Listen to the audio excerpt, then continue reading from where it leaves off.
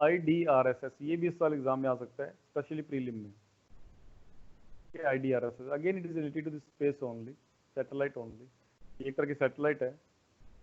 The full form of this satellite is the Indian data relay satellite system.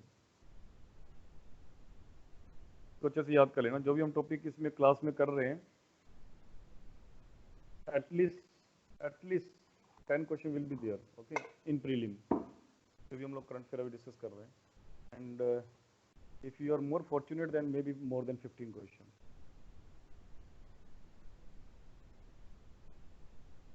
So IDRSS के बारे में बात करते हैं, Indian data relay satellite system. ISRO is planning to launch IDRSS, a set of satellites for real-time tracking and space communication purposes. तो अभी इसको हमने लॉन्च किया नहीं है, we are planning to launch, ISRO is planning to launch IDRSS, that is Indian Data Relay Satellite System, a set of satellites for real-time tracking and space communication purposes. These satellites are belonging to the 200 kg class, will be placed in GEO. Again, geosynchronous orbit में हम इसको basically launch करेंगे, या geostationary orbit में हम इसको launch करने वाले हैं। एंड इसका वेट इतना होगा 2000 kg। अब 2000 kg तक का वेट है तो हम डेफिनेटली मैक्स सेकंड से इजीली हम इसको लॉन्च कर सकते हैं, okay. And obviously Jio this orbit is at this distance 35,786 kilometre from the earth surface. अब ये सैटेलाइट है क्या, IDRSS के बारे में देखते हैं हम लोग अभी। तो these satellites will be launched from GSLV. First launch of expected is at the end of 2020, preceding the pre-Gaganyaan experimental unmanned space mission. This pre-Gaganyaan experimental unmanned space mission flight, which will have Vyomitra, a humanoid robot. Vyomitra, a humanoid robot. Okay. So I think Gaganyaan में हम लोग human भेजेंगे और pre Gaganyaan mission में हम लोग व्योमित्र भेज रहे हैं, ओके।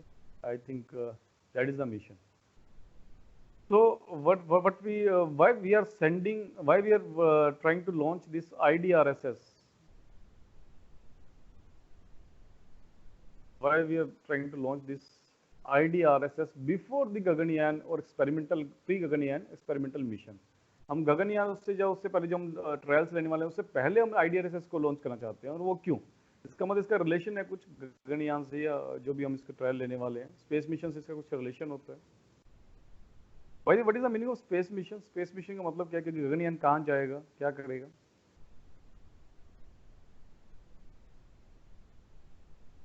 किसी को आइडिया हो?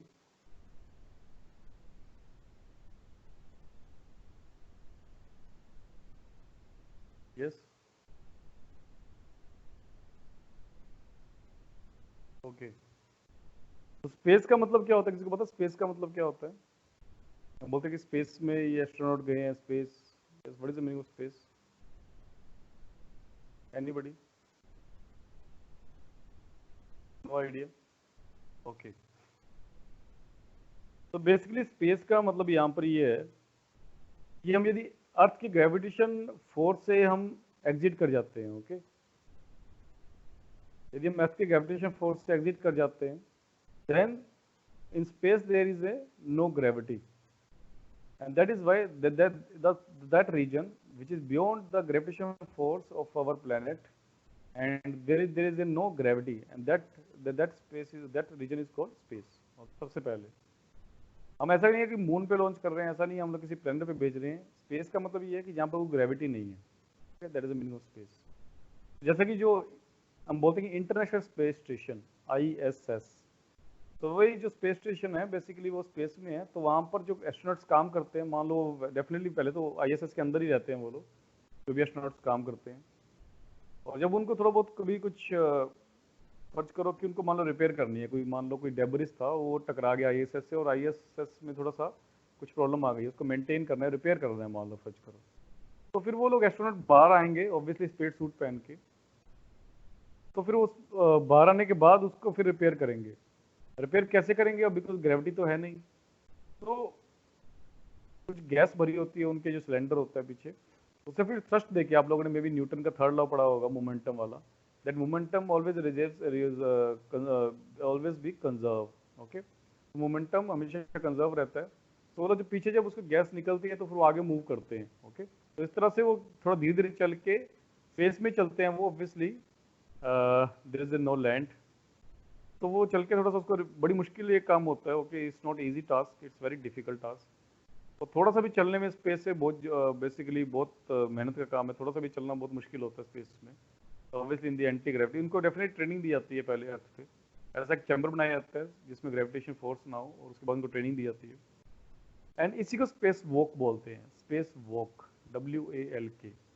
तो जो भी एस्ट्रोनॉट स्पेस में बेसिकली ये जो थोड़ा सा यदि वो थोड़ा सा भी चलते हैं तो उसको बेसिकली वो स्पेस वॉक है। यदि अपने वो आईएसएस स्टेशन से बाहर आ गए और 1 इंच भी हिल गए तो वो स्पेस वॉक कर ली उन्होंने एक तरह से। तो ये जो स्पेस का मतलब ये होता है कि हम लोगों ने कुछ इस तरह से स्पेस, जैसे कि इंटरनेशनल स्पेस स्टेशन तो हमें पता है कि दिस यूएसए और यूरोपियन यूनियन ने मिला के एक तरह से space international space station launch किया था, और रशिया भी इसका एक पार्टनर था। एंड चाइना अपना खुद का स्पेस स्टेशन भी तैयार किया चाइना ने।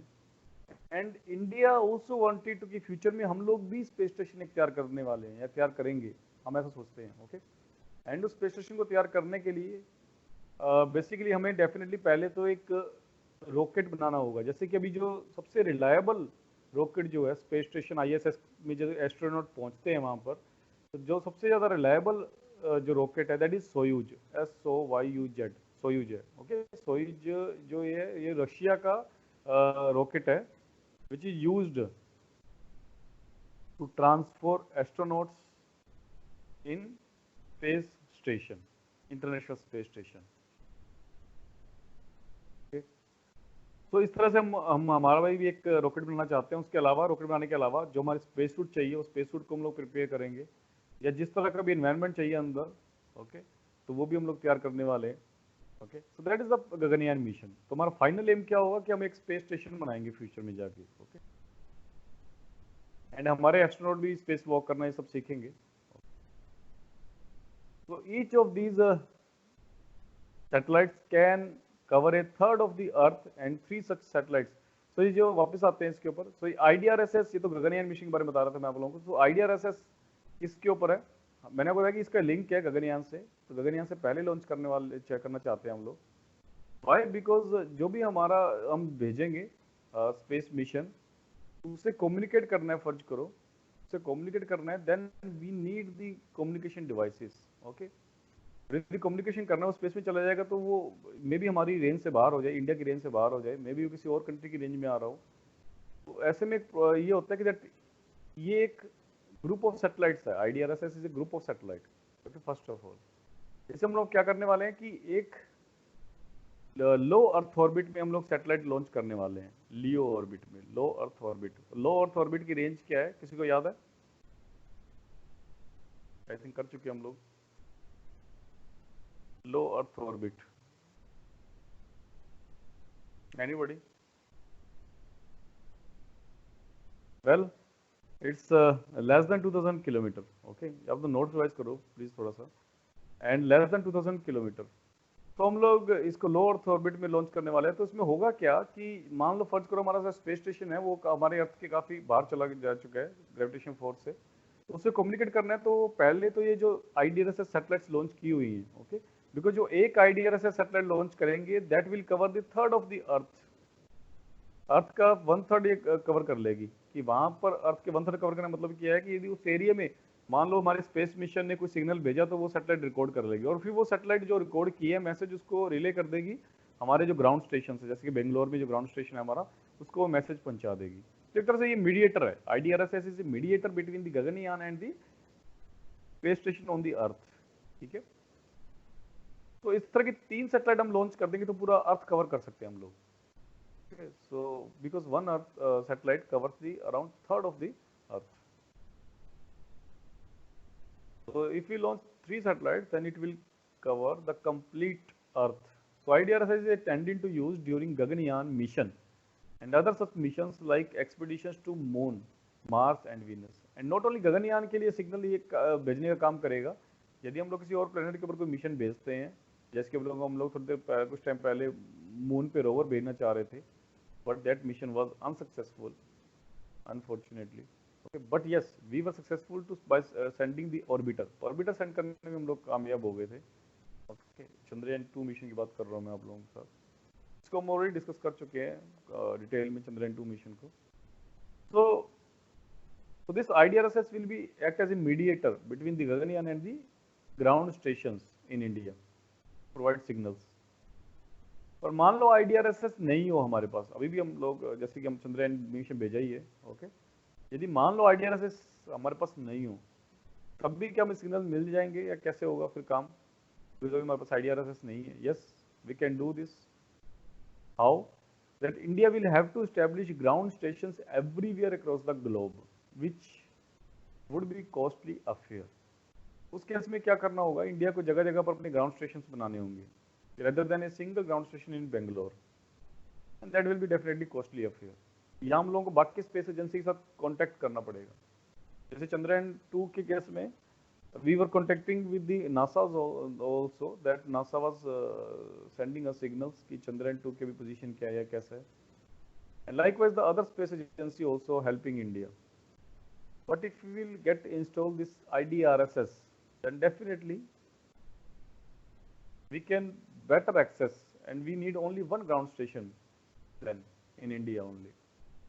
This IDRSS will help ISRO in constant tracking and monitoring of the manned spaceflight as well as for communicating with the astronauts।